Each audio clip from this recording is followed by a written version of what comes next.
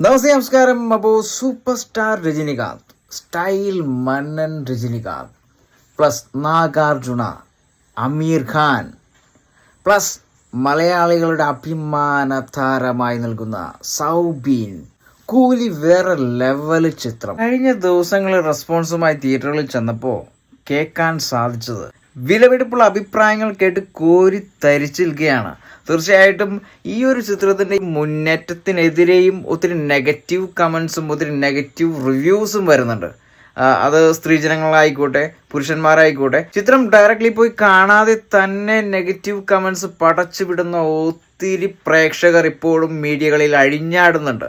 കാരണം കൂലി എന്ന് പറയുന്ന ഈ ഒരു ചിത്രത്തിന് ഒരു നെഗറ്റീവ് പോലും പറയാൻ സാധിക്കില്ല എന്നുള്ള കാര്യമാണ് തുറന്ന് കാണിച്ചിരിക്കുന്നത് ഈ കഴിഞ്ഞ 3 ദിവസം. സൂപ്പർ സ്റ്റാർ രജനീകാന്തിന്റെ ഈ ഒരു കൂലി എന്ന് പറയുന്ന ഈ ഒരു ചിത്രത്തിന് കോടികൾക്ക് മേലെ കോടികൾ അഴിഞ്ഞാടിക്കൊണ്ടിരിക്കുക.